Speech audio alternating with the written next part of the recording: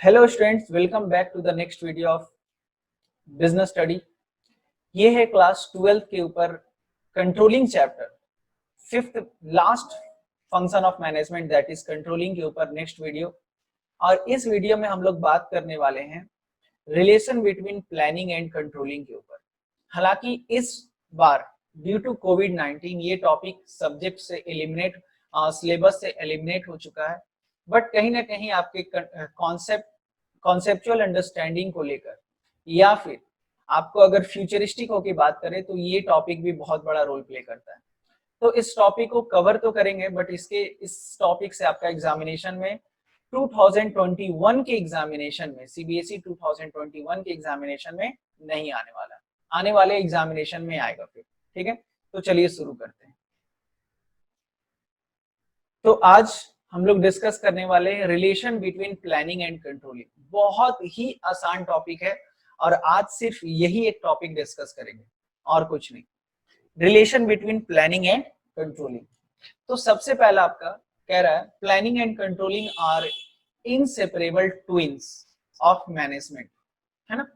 The planning and controlling functions of management are very closely related. The relation between both the function is explained as follows.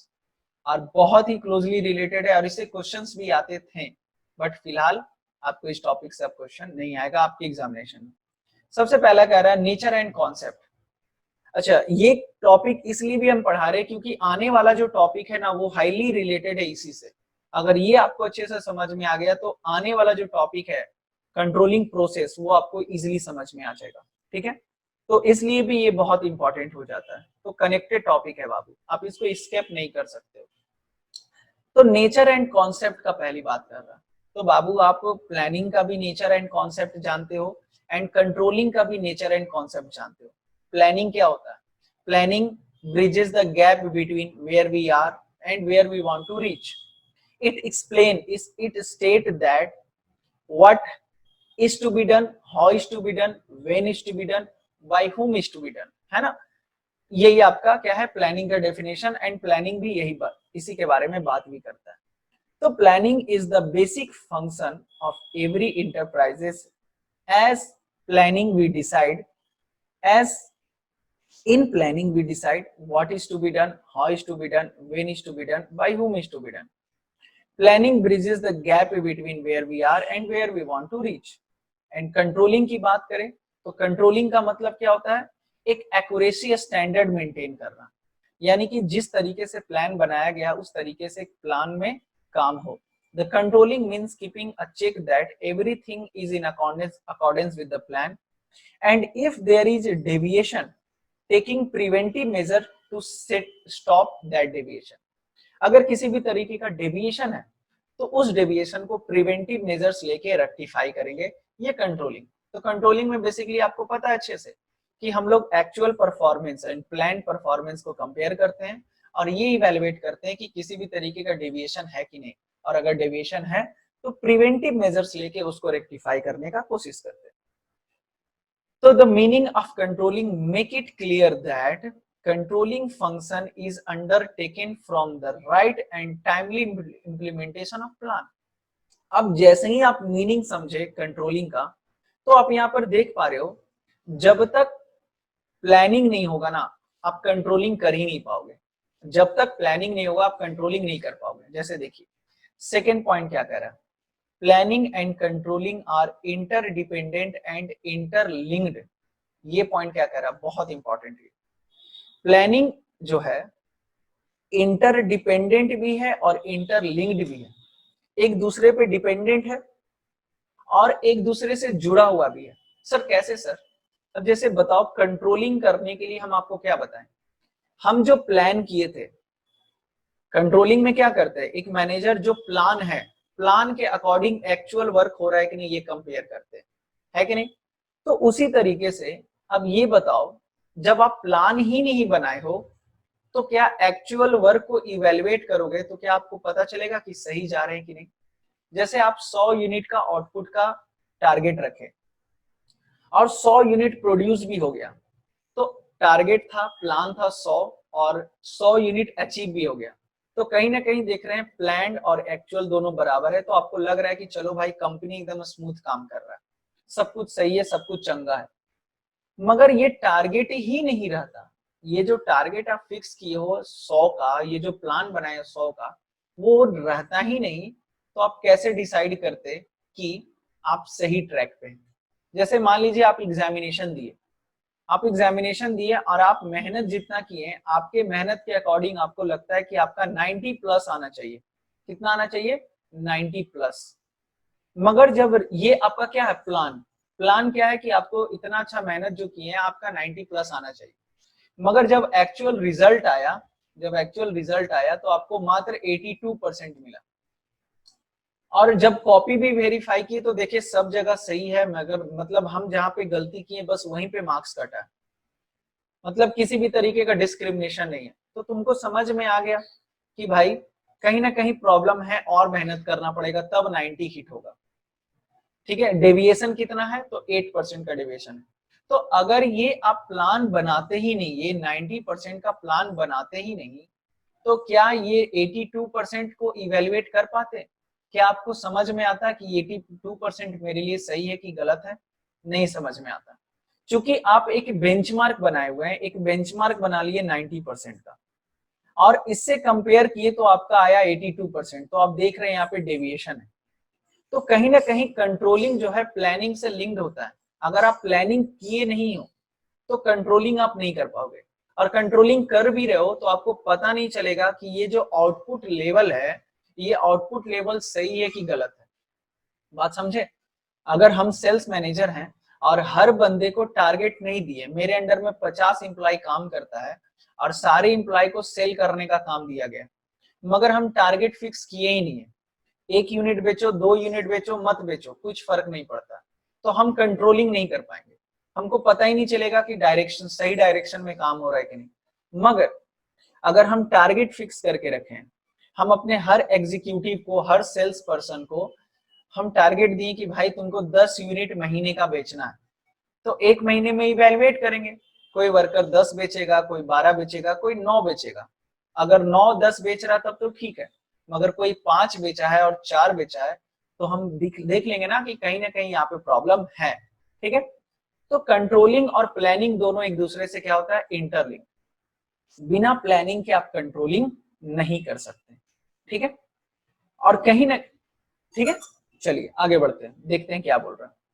Planning and controlling function always coexist, have to exist together as one function depend on other. The controlling function compare actual performance with planned performance. Controlling में क्या करते हैं, actual को plan से compare करते हैं, and if there is no planned performance, अगर किसी भी तरीके का प्लान्ड परफॉर्मेंस ही नहीं है, then controlling manager will not be able to know whether the actual performance is okay or not. तो कंट्रोलिंग का जो काम कर रहा है मैनेजर, उसको पता ही नहीं चलेगा जो आउटपुट लेवल है वो सही है कि गलत है। द बेस फॉर कंपैरिजन और the yardstick to check given by planning to controlling function, है ना। जो बेस होता है, जो बेंचमार्क होता है, जो यार्ड स्टिक होता है, जिसके थ्रू आप कंपैरिजन करते हैं, वो कैसे मिलता है, प्लानिंग से ही मिलता है। आई होप कि बहुत अच्छे से समझाने का कोशिश की है और आपको समझ में भी आया होगा। On the other hand, the planning function is also dependent on controlling function, as plans are not made only on paper but these have to be followed and implemented in the organization। और आपको पता है ये तो हुआ planning का relation controlling से, controlling का रिलेशन प्लानिंग से, दोनों एक दूसरे से रिलेटेड ही है। आप एक और बात समझते हो कि प्लानिंग जो है सिर्फ पेपर पे बनाने के लिए नहीं होता, प्लानिंग कहीं ना कहीं कंट्रोलिंग करने के लिए क्या चाहिए, प्लानिंग चाहिए। अब प्लानिंग के लिए कंट्रोलिंग भी चाहिए, क्योंकि आप प्लानिंग बना लिए, बहुत अच्छा प्लान बनाए, मगर उसको एग्जीक्यूट नहीं कर पाए तो कोई फायदा नहीं है। तो कहीं ना कहीं उस प्लान को एग्जीक्यूट करने के लिए कंट्रोलिंग फंक्शन का बहुत बड़ा रोल प्ले होता है, क्योंकि जब भी आप टास्क परफॉर्म कर सकते हैं बहुत ज्यादा चांसेस रहता है डेविएशन का। और उस डेविएशन को समय रहते अगर रेक्टिफाई करके एलिमिनेट नहीं किए तो वो प्लानिंग धरा का धरा रह जाएगा, सब बेकार हो जाएगा। तो ये जो प्लानिंग है ये आपका बहुत बड़ा रोल प्ले करता है ना। तो कंट्रोलिंग जो है प्लानिंग को सपोर्ट करता है और प्लानिंग जो है वो कंट्रोलिंग को सपोर्ट करता है। ठीक है, फर्स्ट पॉइंट जो हम लोग देखें वो था कंट्रोलिंग किस तरीके से रिलेटेड है प्लानिंग के ऊपर, और ये जो पॉइंट देख रहे हैं, ये जो पॉइंट आप देख रहे हो, ये आपको बता रहा है कि किस तरीके से प्लानिंग रिलेटेड है कंट्रोलिंग से, क्योंकि प्लानिंग तभी सक्सेसफुल होगा जब कंट्रोलिंग अच्छा होगा। देखिए क्या कह रहा है, the controlling function makes sure that everyone follow the plan strictly. Controlling क्या मेक श्योर करता है कि जो प्लान बना है उस प्लान के अकॉर्डिंग काम हो रहा हो। Controlling continuous monitoring and check in controlling function make it possible that everyone follow the plan. अब यहाँ पे कंक्लूजन दे रहा है, so both the function are interlinked and interdependent as for successful execution of both the functions planning and controlling must support each other। और एक example दे दिया, तो एग्जांपल तो हम 2-3 एग्जांपल ले लिए अभी, तो आप इसको एक बार घर पे रीड आउट कर लीजिएगा, ये एग्जांपल आपको क्लियर हो जाएगा। आई होप कि आपको बहुत अच्छे से समझ में आ रहा होगा। नेक्स्ट पॉइंट, थर्ड क्या कह रहा है, बहुत अच्छा पॉइंट है ये आपका, planning and controlling both are backward and forward looking. Planning and controlling दोनों को बैकवर्ड लुकिंग भी बोल रहा है एंड फॉरवर्ड लुकिंग भी बोल रहा है ना। प्लानिंग को बैकवर्ड बोल रहा है एंड फॉरवर्ड भी बोल रहा है, कंट्रोलिंग को भी बैकवर्ड बोल रहा है एंड फॉरवर्ड बोल रहा है। तो चलिए समझते हैं कि प्लानिंग को बैकवर्ड एंड कंट्रोलिंग को बैकवर्ड क्यों बोलते हैं। अब देखिए, प्लानिंग को बैकवर्ड इसलिए बोलते हैं क्योंकि जब आप एज अ मैनेजर प्लानिंग करने बैठते हो तो आप पास्ट एक्सपीरियंस को भूलते नहीं हो। आप अगर 10 साल से बिजनेस चला रहे तो 10 साल में क्या एक्सपीरियंस रहा, किस टाइप का प्लानिंग आपका फेल हुआ, क्या आपका बिजनेस स्ट्रेटेजी रहा जो बहुत अच्छे से सक्सेसफुली वर्क किया, है ना। तो जब आप प्लानिंग करते हो तो पास्ट के डाटा को इवेलुएट करके आप प्लानिंग करते हैं आगे का, है कि नहीं। पास्ट एक्सपीरियंस बहुत बड़ा रोल प्ले करता है, तो इसलिए प्लानिंग को बैकवर्ड लुकिंग कर रहा है। क्यों? क्योंकि प्लानिंग जब करते हैं तो पास्ट का ट्रैक रिकॉर्ड भी आप इवेलुएट करते हैं कि पहले कौन गलती किए हैं और उस गलती को दोबारा आज के प्लानिंग में नहीं दोहराएंगे, है कि नहीं। और कंट्रोलिंग को बैकवर्ड लुकिंग क्यों कहता है? कंट्रोलिंग को बैकवर्ड लुकिंग इसलिए कह रहा है क्योंकि कहीं ना कहीं कंट्रोलिंग में हम आपको क्या बताएं, प्लान्ड एंड एक्चुअल को कंपेयर किया जाता है। प्लान्ड एंड एक्चुअल को कंपेयर किया जाता है और एक्चुअल का आउटपुट क्या है इसको आपको इवेलुएट करने के लिए पीछे जाना पड़ेगा, है ना। इसको इवेलुएट करने के लिए आपको पीछे जाना पड़ेगा।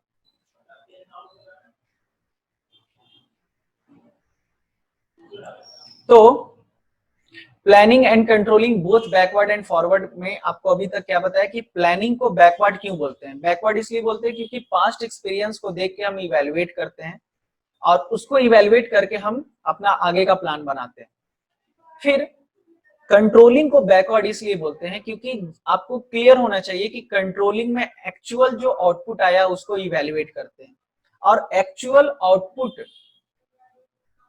आउटपुट अगर कम आया है, अगर एक्चुअल आउटपुट कम आया है तो आखिर क्या गलती हम किए वो पास्ट में जाके देखते हैं। देखते हैं कहने का मतलब एक कमिटी बैठाते हैं कि आखिर क्यों ऐसा हुआ कि कम आउटपुट आया है, तो पास्ट में क्या गलती किए, आखिर किस तरीके से हम लोग काम कर रहे थे कि वो गलत तरीके से इवेल्युएट हो गया, है ना।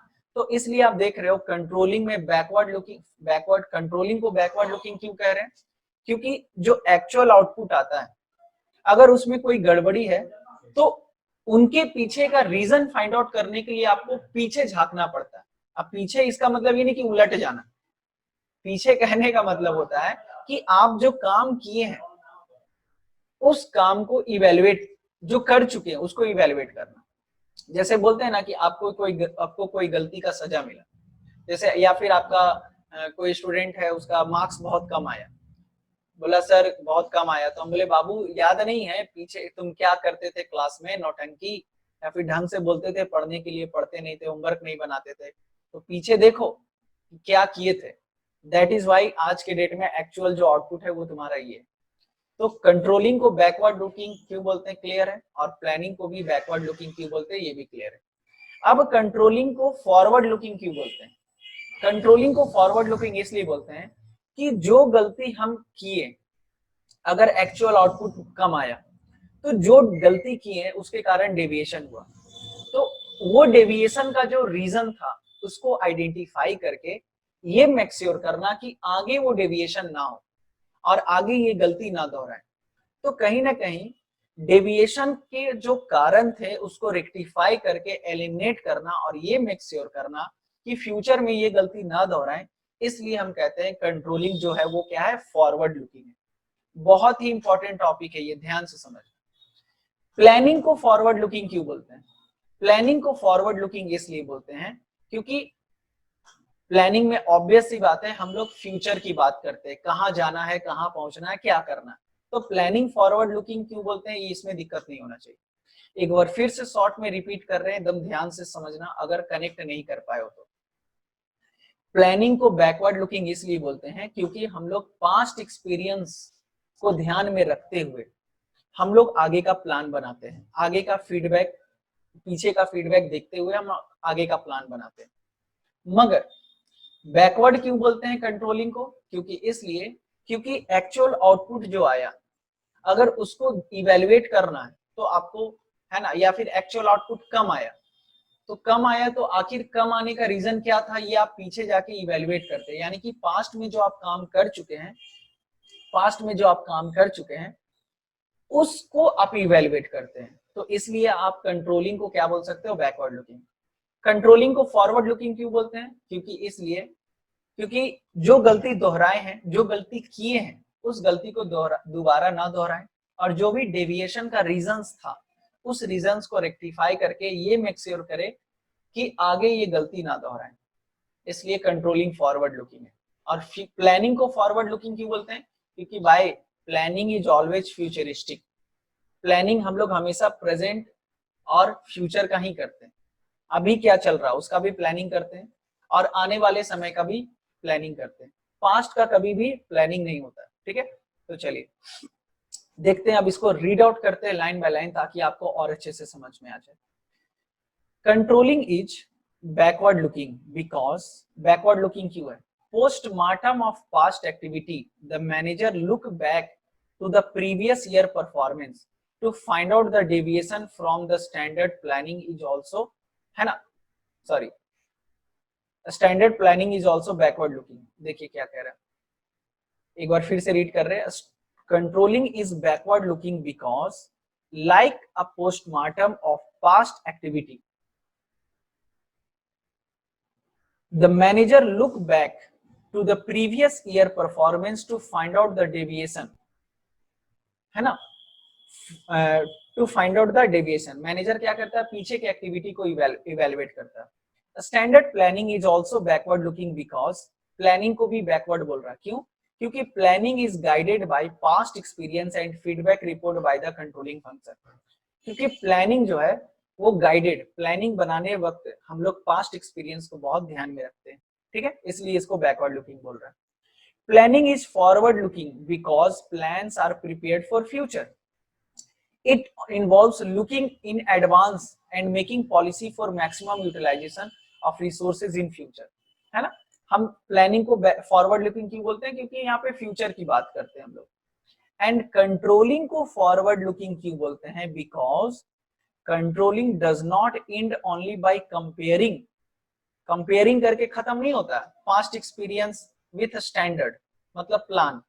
It involve finding the reason for deviation, अगर डेविएशन है तो उसके पीछे का रीजन क्या है, and suggested the measures so that the deviation do not occur in future, और ये मेक श्योर करना कि ये डेविएशन दोबारा फ्यूचर में ना आए।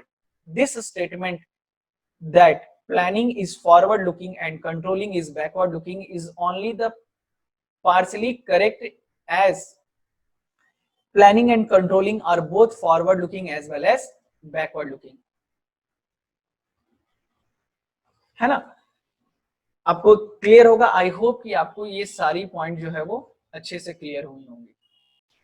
तो नेक्स्ट टॉपिक है प्लानिंग।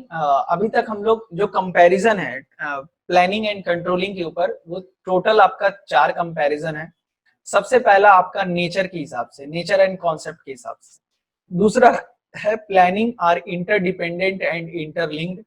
एंड तीसरा है both forward looking and backward looking, यानी कि planning and controlling both are forward and backward looking.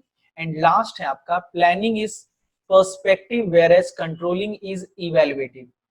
देखिए क्या कह रहा, planning is basically an intellectual process involving a lot of thinking, comparison,